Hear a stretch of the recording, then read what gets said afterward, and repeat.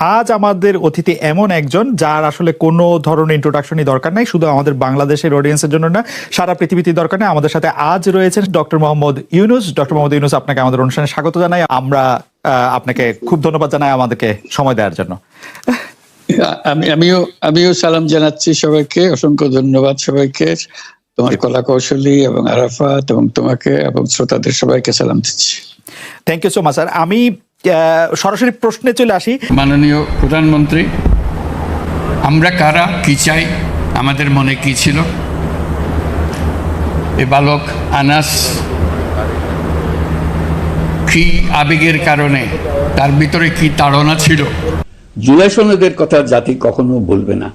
ওই গুরুত্বটা আমি শুধু স্মরণ করিয়ে দিতে চাই। আমরা নতুন বাংলাদেশ করতে চলে গেলাম। পথ হারিয়ে ফেললে এখানে এসে পথ খুঁজে নেব। আমরা যদি আমাদের চিন্তায় কোনো গাফিলতি আসে, আমরা এখানে তার ঠিকানা বার করব। আমরা নতুন সূত্রে আবার যাত্রাপথ শুরু করব। মাননীয় প্রধানমন্ত্রী, উপস্থিত সুধীবৃন্দ, আজকের অনুষ্ঠান বিশেষ ঐতিহাসিক গুরুত্ব বহন করে। ওই গুরুত্বটা আমি শুধু স্মরণ করিয়ে দিতে চাই।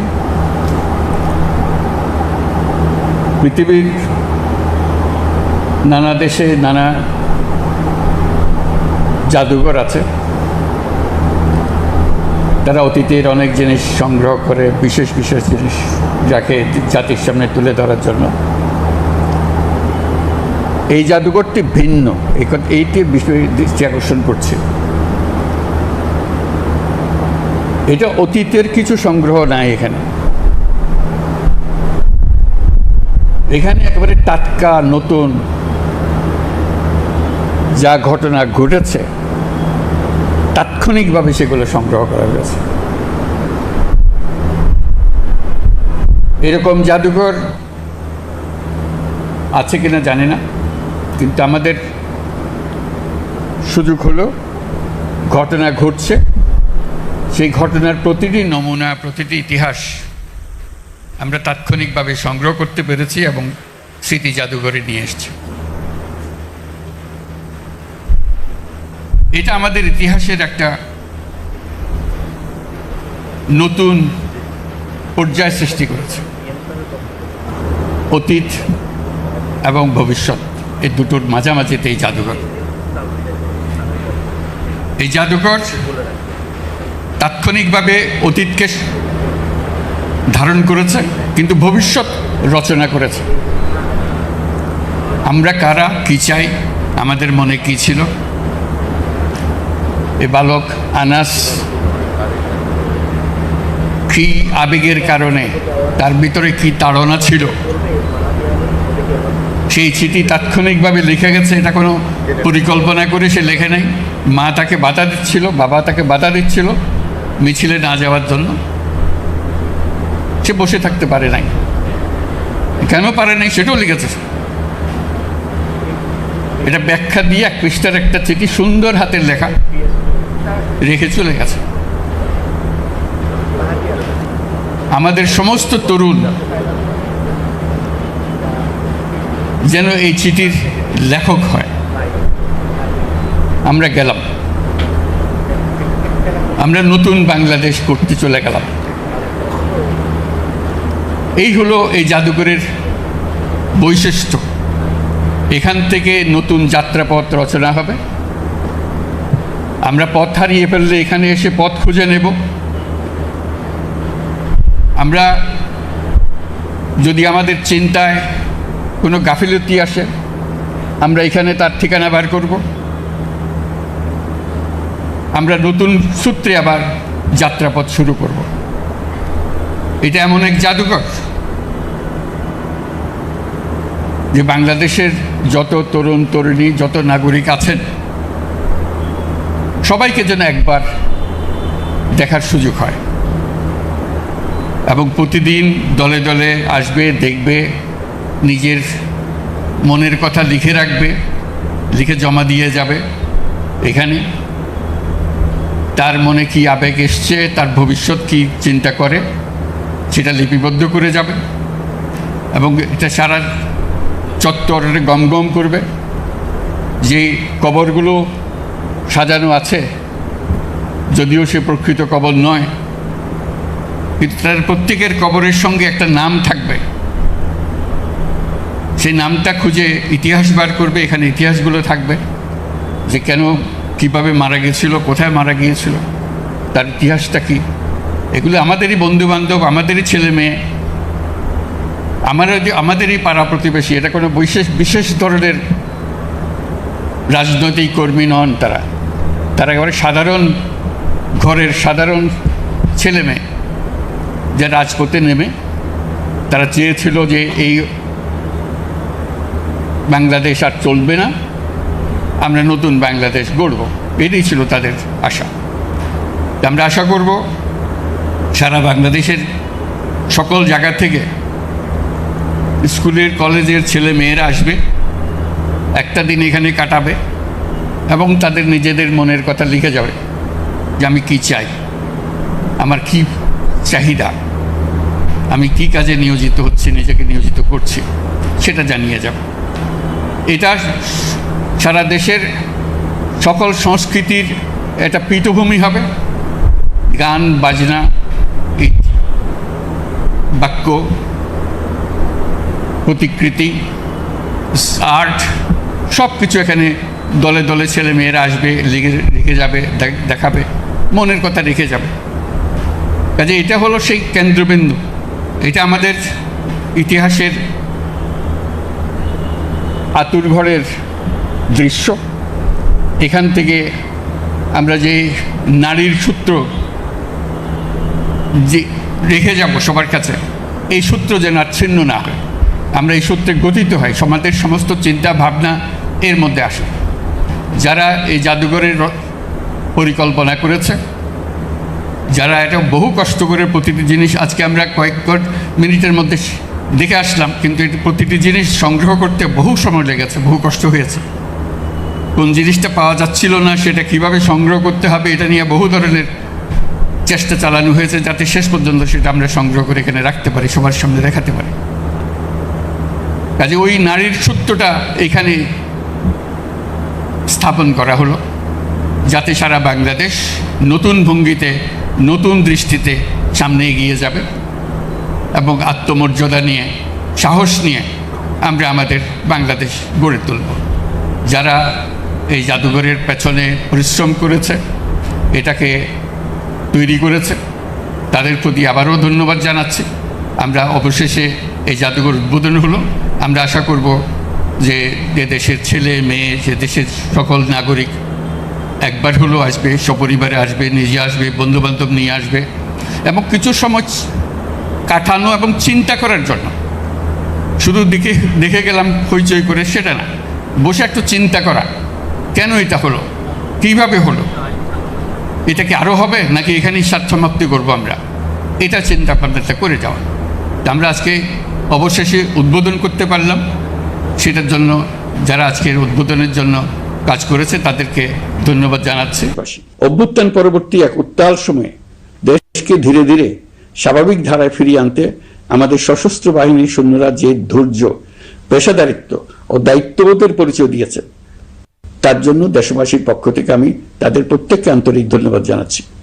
একই সঙ্গে বিশেষভাবে উল্লেখ করতে চাই, যখনই কোনো সংকটময় পরিস্থিতির উদ্ভব হয়েছে, তখনই দেশের রাজনৈতিক নেতৃত্ব আমাদের আহ্বানে তাৎক্ষণিকভাবে সাড়া দিয়েছেন এবং সহযোগিতার হাত বাড়িয়ে দিয়েছেন।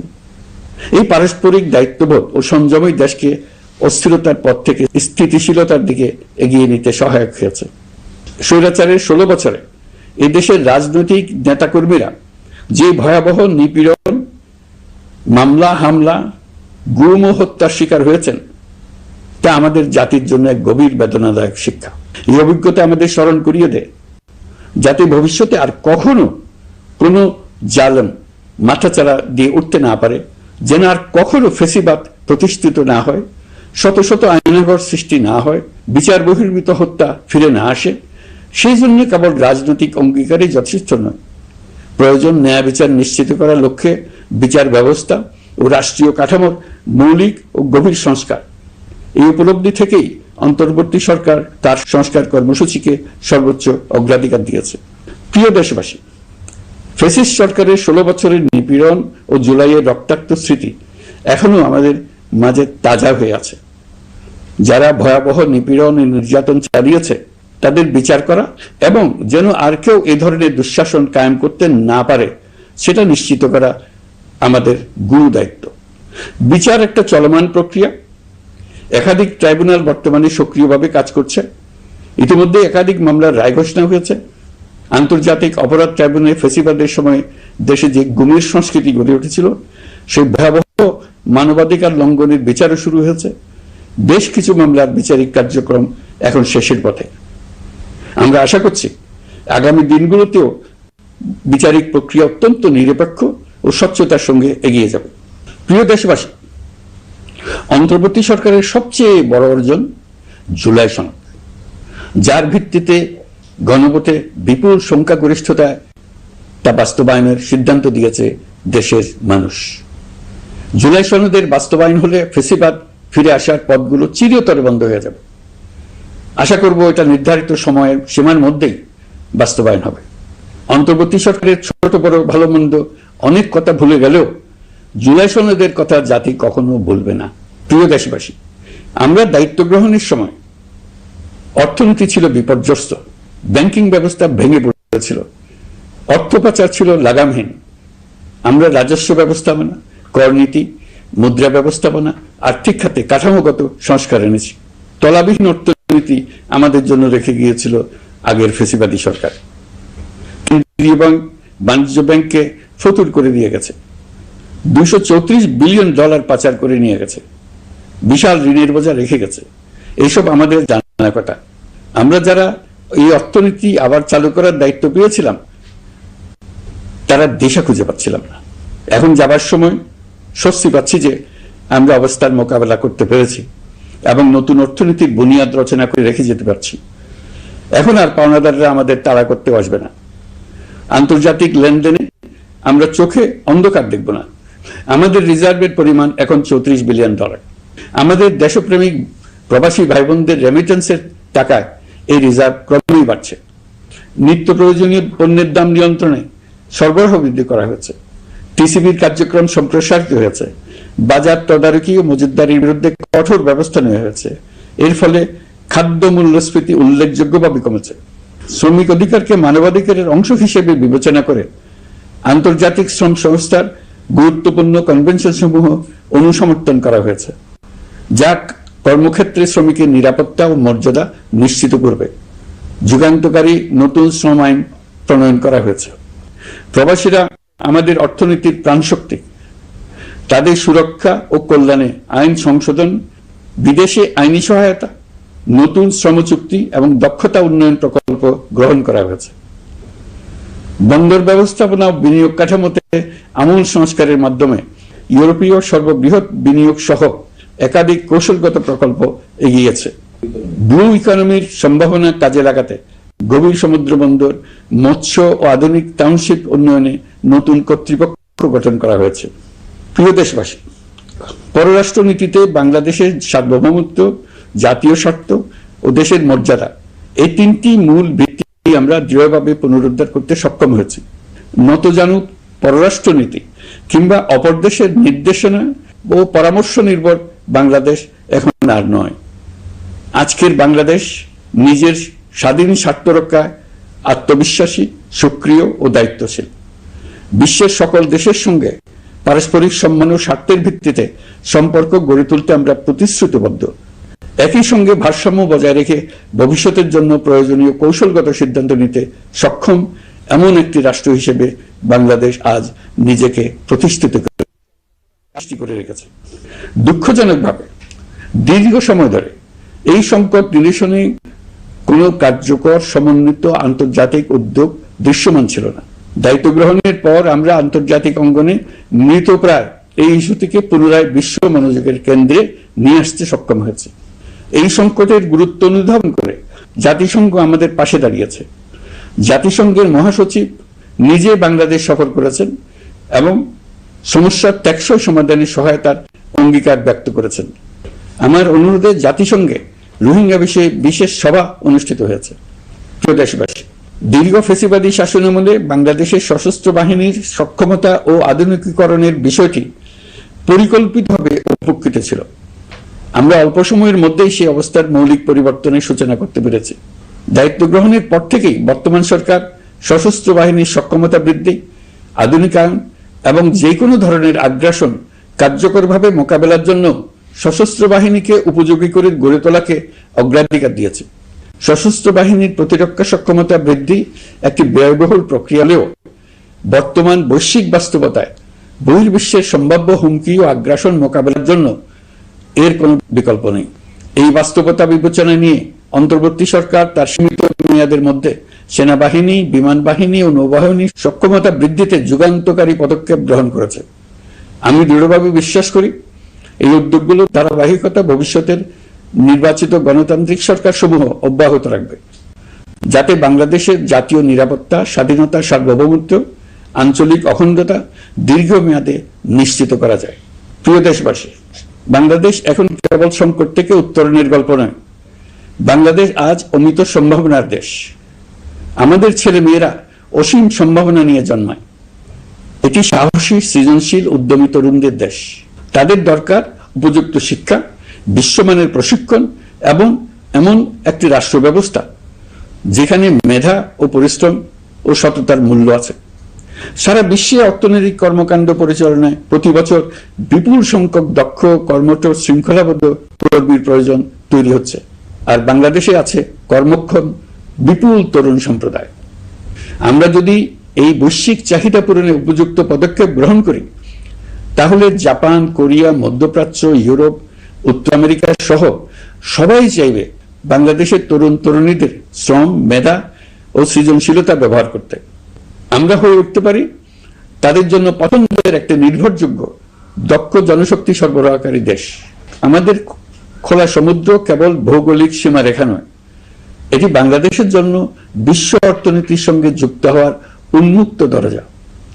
নেপাল, ভুটান ও সেভেন সিস্টার্সকে নিয়ে এই অঞ্চলে অর্থনৈতিক সমৃদ্ধির বিশাল সম্ভাবনা রয়েছে।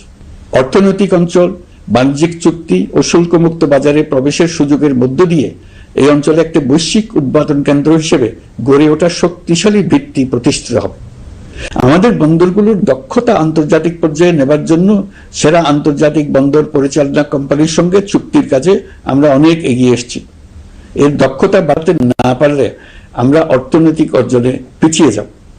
প্রিয় দেশবাসী, সম্প্রতি বাংলাদেশের সঙ্গে যুক্তরাষ্ট্রের একটি গুরুত্বপূর্ণ দ্বিপাক্ষিক বাণিজ্য শুল্ক চুক্তি সম্পন্ন হয়েছে। এই চুক্তি কেবল একটি বাণিজ্যিক সুবিধা নয়, এটি বাংলাদেশের অর্থনীতি, কর্মসংস্থান, শিল্পায়ন এবং আন্তর্জাতিক কূটনৈতিক অবস্থানকে দীর্ঘমেয়াদে শক্তিশালী করার জন্য একটি কৌশলগত ভিত্তি হিসেবে কাজ করবে। এই চুক্তির ফলে যুক্তরাষ্ট্রের বাজারে বাংলাদেশের জন্য প্রযোজ্য পারস্পরিক শুল্ক ভার, রেসিপ্রোকাল ট্যারিফ 37% থেকে 19% কমে এসছে। এই চুক্তির একটা বিশেষ দিক হল যুক্তরাষ্ট্রে উৎপাদিত তুলা ও কৃত্রিম তন্তু ব্যবহার করে তৈরি পোশাক পণ্যে শূন্য পারস্পরিক শুল্ক সুবিধা। এটা একটা মস্ত বড় সুবিধা। এর মাধ্যমে যুক্তরাষ্ট্রের বাজারে শুল্ক সুবিধা পাওয়ায় বাংলাদেশি পোশাক আরো কম দামে যুক্তরাষ্ট্রে প্রবেশ করবে। যুক্তরাষ্ট্রের তুলা ব্যবহারের ফলে আমাদের সরবরাহ হচ্ছে আরো বৈচিত্র্যময় ও স্থিতিশীল হবে। এটি বাংলাদেশের পোশাক শিল্পকে উচ্চ মূল্যের ও উন্নত মানের পণ্যের দিকে অগ্রসর হওয়ার সুযোগ করে দেবে। প্রিয় দেশবাসী, বাংলাদেশের অর্থনৈতিক ভবিষ্যৎ টেকসই, বৈচিত্র্যময় ও প্রযুক্তি নির্ভর করার লক্ষ্যে জাপানের সঙ্গে সম্পাদিত অর্থনৈতিক অংশীদারিত্ব চুক্তি একটি ঐতিহাসিক ও কৌশলগত অগ্রগতি। এই অংশীদারিত্বের একটি গুরুত্বপূর্ণ সুফল হল উৎপাদন ও রপ্তানির বহুমুখীকরণ। জাপানের সঙ্গে সহযোগিতার ফলে অটোমোবাইল যন্ত্রাংশ, ইলেকট্রনিক্স, রেলওয়ে সরঞ্জাম, গ্রিন টেকনোলজি এবং উচ্চ মূল্যের শিল্পপণ্যে বাংলাদেশ ধাপে ধাপে যুক্ত হতে পারবে। এতে আমাদের ঝুঁকি কমবে এবং বৈশ্বিক বাজারে বাংলাদেশের অবস্থান আরো শক্তিশালী হবে। পৃথিবীর শিল্পোন্নত দেশগুলো আমাদের দেশে বিনিয়োগ করবে শুধু জাপানে শুল্কমুক্ত রপ্তানির সুবিধা গ্রহণ করার জন্য। প্রিয় দেশবাসী, আমরা চীনের সাথে আমাদের উন্নয়ন সহযোগিতা গভীরতর করেছি। গত বছর মার্চে বেজিং এ চীনের প্রেসিডেন্ট শি জিনপিং এর সাথে বৈঠকে আমরা দুদেশের মধ্যকার কৌশলগত অংশীদারিত্বকে নতুন পর্যায়ে উন্নীত করার প্রত্যয় ব্যক্ত করেছে। ইতিমধ্যে তিস্তা নদীর সামগ্রিক ব্যবস্থাপনা ও পুনর্বাসন প্রকল্পের বিষয়ে উল্লেখযোগ্য অগ্রগতি হয়েছে। নীলফামারীতে 1000 শয্যার একটি আন্তর্জাতিক মানের হাসপাতাল তৈরিতে দুদেশ একমত হয়েছে। এই কাজটি আমরা এগিয়ে নিতে পেরেছি। আমরা এমন একটি বাংলাদেশ গড়ে তুলতে চাই যে বাংলাদেশ শুধু স্বল্প মূল্যের শ্রমনির্ভর অর্থনীতি নয়, বরং দক্ষতা ও প্রযুক্তি ও মূল্য সংযোজন ভিত্তিক অর্থনীতিতে রূপান্তরিত হবে। তবে আমি স্পষ্টভাবে বলতে চাই, এই সম্ভাবনা বাস্তবে রূপান্তরিত হলে 3টি বিষয়ের কোনো বিকল্প নেই: শিক্ষা, প্রশিক্ষণ এবং সততা। অতীতে রাষ্ট্রীয় ব্যবস্থাপনায় সীমাহীন দুর্নীতি, অসততা, অনিয়ম ও জালিয়াতিকে উৎসাহিত করা হয়েছিল। সেই সংস্কৃতি আমাদের পেছনে টেনে রেখেছিল, আমাদের বিশ্বাসযোগ্যতা ক্ষুণ্ণ করেছিল। নতুন বাংলাদেশকে সেই পথ থেকে সরে আসতে হবে। আমাদেরকে প্রতিজ্ঞাবদ্ধ হতে হবে নিয়ম মানায়, প্রতিশ্রুতি রক্ষায়, মান বজায় রাখায়, রাষ্ট্রের প্রতিটি স্তরকে দুর্নীতিমুক্ত করায়, স্বচ্ছতা ও দায়বদ্ধতা নিশ্চিত করায়। প্রিয় দেশবাসী, আমরা শূন্য থেকে শুরু করিনি, শুরু করেছি মাইনাস থেকে। ধ্বংসস্তূপ পরিষ্কার করে প্রতিষ্ঠান দাঁড় করিয়ে তারপরে সংস্কারের পথ ধরেছে। আজ অন্তর্বর্তী সরকার বিদায় দিচ্ছে, কিন্তু গণতন্ত্র, জবাবদিহিতা, বাক স্বাধীনতা, অধিকার চর্চার যে ধারা শুরু হয়েছে তা যেন কখনো থেমে না যায়। আমরা রাষ্ট্রীয় দায়িত্ব ছেড়ে গেলেও নতুন বাংলাদেশ গড়ার সার্বিক দায়িত্ব আমার, আপনার, আমাদের সবার। আমাদের সকলের দায়িত্ব দেশকে সত্যিকারের গণতন্ত্র হিসেবে পরিস্ফুটিত করা। জুলাই গণঅভ্যুত্থান আমাদের জন্য এই দরজা খুলে দিয়েছে। আমরা যদি স্বপ্ন, আকাঙ্ক্ষা ও শক্তিকে বাঁচিয়ে রাখতে পারি, তবে বাংলাদেশের অগ্রযাত্রা কেউ থামাতে পারবে না। গণঅভ্যুত্থানে যারা প্রাণ দিয়েছে, শরীরের অঙ্গ হারিয়ে দুঃসহ জীবনযাপন করছে, যাদের লাশ পুড়িয়ে ফেলা হয়েছে, যাদের লাশ এখনো খুঁজে পাওয়া যাচ্ছে না, যারা অল্পের জন্য বেঁচে গেছে, তাদের সকলের আত্মত্যাগকে এই জাতি যেন কোনোদিন ভুলে না যায়। প্রতিটি রাষ্ট্রীয় সিদ্ধান্ত গ্রহণে আমরা যেন তাদের ছবি মনে রেখে সিদ্ধান্ত নিই। আমাদের পরবর্তী প্রজন্মকে ক্ষমতাবানদের কিভাবে নিয়ন্ত্রণে রাখতে হয় সেই শিক্ষাটি যেন দিয়ে যেতে পারে। ক্ষমতাবানদের ক্ষমতা মানুষকে কিরকম মনুষ্যত্বহীন করে তুলতে পারে সেটা জাতির ইতিহাসে ধরে রাখার জন্য আমরা পলাতক প্রধানমন্ত্রীর বাসস্থান গণভবনকে জাতীয় জুলাই স্মৃতি জাদুঘর হিসেবে প্রতিষ্ঠিত করে রেখে যাচ্ছি। এখানে আপনাদের স্মৃতির বাস্তব নমুনা সংরক্ষণ করে রাখা হয়েছে। জাদুঘর যখন জনসাধারণের জন্য খুলে দেওয়া হবে, তখন আপনি যেখানেই থাকুন, দেশে থাকুন, বিদেশে থাকুন, আমি অনুরোধ করব আপনি সপরিবারে একবার এসে কিছুক্ষণ জাদুঘরে কাটিয়ে যাবেন। প্রিয় দেশবাসী, আসুন আমরা এমন একটি বাংলাদেশ করি যেখানে সম্ভাবনা সীমাহীন আর স্বপ্নের কোনো সীমানা নেই। গত 18 মাসে ক্রমান্বয়ে দেশের মানুষের মধ্যে গণতন্ত্র, একটি কল্যাণমূলক শাসন ব্যবস্থা, বাক স্বাধীনতা, ক্ষমতাকে প্রশ্ন করতে পারা, সমালোচনা করতে পারা, জবাবদিহিতায় আনতে পারার যে চর্চা শুরু হলো, উৎসবমুখর পরিবেশে নির্বাচন আয়োজন করে জনগণের অধিকার নিশ্চিত হলো, এই ধারা যেন কোনো রকমেই হাতছাড়া হয়ে না যায়। আমি বিশ্বাস করি বাংলাদেশের আপামর জনসাধারণ এবং সকল রাজনৈতিক পক্ষ ইস্পাত কঠিন ঐক্যের মাধ্যমে এই ধারাকে আগামী দিনগুলোকে রক্ষা করবে, সমৃদ্ধ করবে। অধিকারের বিষয়, দেশের স্বাধীনতা, সার্বভৌমত্বের বিষয়, পরবর্তী প্রজন্মের জন্য একটি সুন্দর বাংলাদেশ গড়ে তোলার প্রত্যয়ে দৃঢ় থাকতে হবে। দলমত, ধর্ম, বর্ণ, নারী পুরুষ নির্বিশেষে সবাইকে আহ্বান জানাই একটি ন্যায়ভিত্তিক, মানবিক ও গণতান্ত্রিক বাংলাদেশ গড়ে তোলার সংগ্রাম অব্যাহত রাখতে। এই আহ্বান জানিয়েই আমি অত্যন্ত আশাবাদের সঙ্গে দেশের শিশু, কিশোর কিশোরী, তরুণ তরুণী, ছাত্রছাত্রী, নারী পুরুষ, নবীন প্রবীণ আপনাদের সকলের প্রতি আন্তরিক ধন্যবাদ জানাই।